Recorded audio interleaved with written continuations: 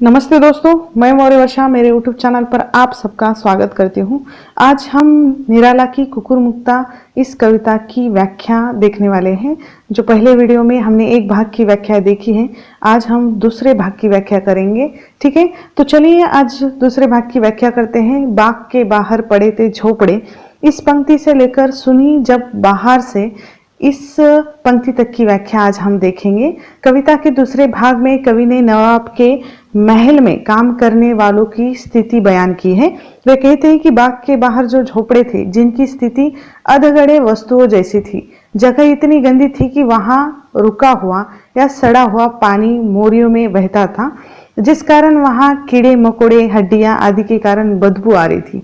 इस तरह की स्थिति में नवाब के खादिम, जो अफ्रीका के आदमी, जिसमें बावर्ची, चौबदार, सिपाही, भिस्ती, घुड़सवार, जो वहां के काम करने वाले थे, नाई, धोबी, तेली, कुम्हार, फिलवान, ऊंटवा, गाड़ीवान आदि कुछ देशी लोग भी वहां पर काम करते थे, उसी गंदी जगह पर रहकर। यहाँ कवि ने सामाजिक विषमता पर व्यंग्य किया है। किस तरह शासक वर्ग महलों में रहता है और श्रमिक वर्ग झोपड़ियों में रहता है। कवि कहते हैं कि यहाँ एक संपूर्ण हिंदू मुस्लिम खानदान जो एक ही रस्सी से जो किस्मत बनी हुई ऐसी लगती है और एक ही जगह पर रहते हैं, उसे बंद कर अपनी जिंदगी काट रहे हैं। उसमें बच्चे, बूढ़े, औरतें और नौजवान सब एक साथ उसी बस्ती में रहते हैं। साथ ही कुछ बागबान अपने पेट के लिए काम करने वहां आए हैं, वे भी उनके साथ हंसते हुए रोते हुए रहते हैं। एक मालिन बीबी, उसका नाम है बीबी मोना, जो बंगाली थी, उसकी लड़की जिसका नाम गोली था, वह गोली नवाबजादी का या हमजोली, हमजोली यानी दोस्त यानी सहेली थी। नवाबजादी की हमजोली या दोस्त सहेली थी। नवाबजादी का नाम था बहार। उसके नजरों में सारा जहां उसका फरमान जैसा था। वह पोएट्री कविता में बात करती थी, पोज या गद्दे में अड़ी रहती थी। गोली की माँ बंगाली, जो बहुत ही शिष्ट और कविता में स्पेशलिस्ट या विद्वान थी, बातें तो ऐसे करती थी जैसे सारंगी बजती हो। यह सब बातें यानी जो भी राग या सरगम तान सुनकर बाहर की जान खिल उठती थी। गोली की माँ सोचती थी कि उसको उपाय या तरकीब मिली। बिना कुछ पकड़े खींचे कान देखकर वो बोलती है, माँ की ये अदा सीखी है गोली ने भी। इस कारण तो बहार है ना, जो कभी भी गोली के माँ के साथ तो कभी गोली के साथ 12 महीने उनके साथ रहती है।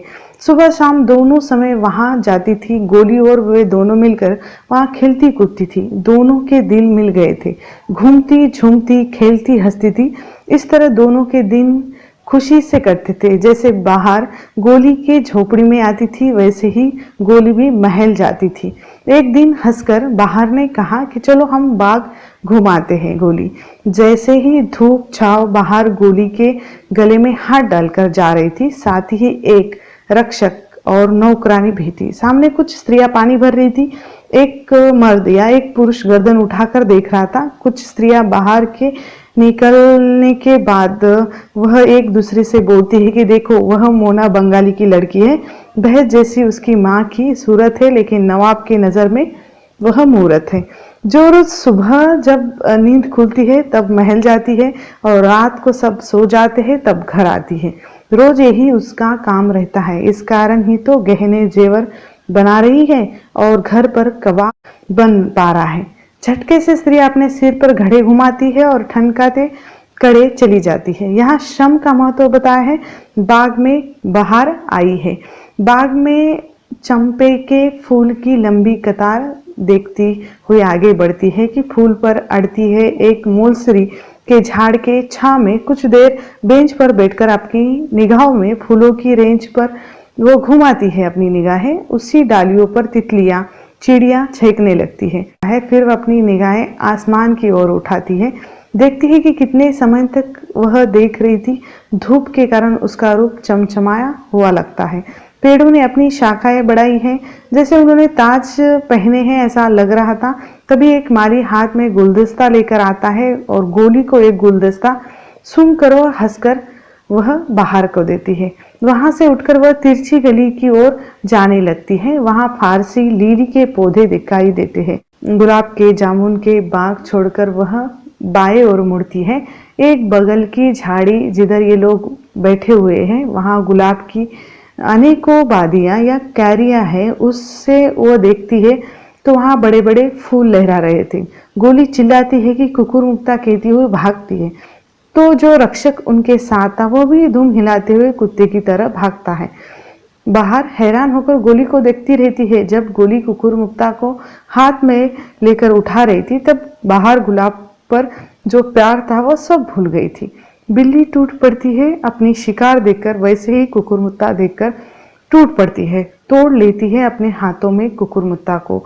वहाँ बहुत उगे थे कुकुरमुक्ता, उसने उसने अपने आंचल में रखे उसे तोड़कर घूमकर प्यार से बोली बाहर से, तुम देखो जी भरकर गुलाब, लेकिन हम तो खाएंगे कुकुरमुत्ते का कबाब। जब बाहर ने गोरी से सुनी कुकुरमुत्ते की पूरी कहानी तो उसके मुंह में भी पानी आ जाता है। तब वो पूछती है कि क्या इसका कबाब लजीज बनता है, जैसे दुनिया की सभी सब्जियां नाचीज हो जाए, जैसे इसकी खुशबू है वैसा ही इसका स्वाद है। खाते खाते हर एक को बेहिश्त की याद आ जाती है। जैसे समझ लो कि इसका जो कलिया है, तेल का भुना हुआ कबाब सब्जियों में वैसा ही है जैसे आदमी में नवाब। ऐसी तुलना की है कवि ने कि जिस तरह एक नवाब का स्थान होता है उसी तरह कलियों के पूरे सब्जियों में इस कुकुरमुत्ते का स्थान होता है। तब नौकरानी गोली को डांटती है, तब तक तो बाहर के मुंह में पानी आ गया था। तब बाहर ने गोली को डांटने से मना किया और कुकुरमुत्ते का कबाब खाने की इच्छा जाहिर की। उसने गोली से पूछा, क्या सच में कुकुरमुत्ते का कबाब वैसे ही खुशबू देता है जैसे गुलाब देता है? गोली ने सिर्फ बाएं घूमकर छोटी सी आवाज ऊं करके निकाली, कहा, बकरा हो या मुर्गा, कोई परिंदा इसके सामने सब छूह मत्तर हो जाते हैं। सबसे बढ़कर इसकी खुशबू है, इसके आगे तो गुलाब भी पानी भरता है, इसके आगे तो सबकी नानी मरती है, ऐसा गोली ने कहा। चाव से गोली चली और उसके पीछे बाहर भी जाती है। बाहर के पीछे उसके रक्षक और नौकरानी वही भी जाती है और गोली ऐसे चली जा रही है जैसे कोई डिटेक्टर हो, और बाहर उसके पीछे एक भुक्कड़ की तरह यानी पिछुलगू जैसे लग रही थी। उसके पीछे दुम हिलाता हुआ रक्षक जैसे आधुनिक पोएट कवि के पीछे भांडोलवादी व्यक्ति जैसे लग रहे थे। झोपड़ी के पास जाकर गोली माँ को आवाज देती है। माँ दरवाजा खोलते हुए सबको आंखों से निहारती है। भीतर आकर गोली ने डाली में रखकर कुकुरमुत्ते को कहा कि माँ वह देखकर खुश हो जाती है और गोली कहती है कि इसकी कलिया और कबाब जल्दी बना दे, मसालेदार अच्छा पकाना, बाहर भी खाएंगी। उसके साथ पतली पतली चपातियां सेक लेना। जब तक माँ का चूल्हा जलने लगा तब तक ये दोनों दूल्हा दुल्हन का खेल खेलने लगी। इसमें रक्षक बन गया था बाराती। आज गोली के साथ दुल्हन बाहर की शादी हो गई थी। दूल्हा गोली और प्यार से बातें करने लगा था। इस तरह खेलने में कुछ वक्त बीतता है और खाना तैयार हो जाता है। खाना खाने जाती है गोली और बाहर, और कवि कहते कि इस गोली के माँ के आंखों में जो भाव है वह एक अद्भुत दृश्य है। माँ बड़े समाधान से थाली लगाती है। खाना खाते ही बाहर कहती कि आज तक ऐसा खाना नहीं खाया। शौक से स्वाद ले लेकर दोनों भी खाना खाती है। साथ आए बांदी या जो रक्षक है उनको भी ये कुकुरमुत्ते की कलियां कबाब गोली माँ ने थोड़ा परोसा है। अच्छा लगा तो थोड़ा कलिया पुनः खाने के लिए साथ लेकर वह जाती है बाहर। हाथ धुलाकर बाहर को विदा किया।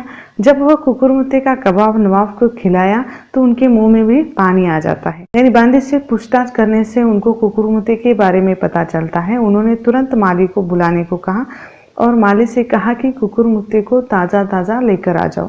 माली ने कहा, हुजूर कुकुरमुत्ता अब नहीं है, रहे तो सिर्फ गुलाब के फूल। नवाब को गुस्सा आता है और गुस्से से वे कांपने लगते हैं। साथ ही माली को आदेश देते हैं कि बाग में जहाँ जहाँ गुलाब के फूल थे उसे निकालकर कुकुरमुत्ता को उगाना है। माली ने बड़ी नम्रता से कहा कि हुजूर अब कुकुरमुत्ता उगाने से नहीं उगता, वह तो अपने आप उगता है। यह थी कुकुरमुत्ते की कहानी जो बाहर से सुनी थी, ऐसे कवि कहता है। यानी श्रमिक वर्ग अपने आप में निर्माण होते हैं, उन्हें श्रमिक बनाया नहीं जाता।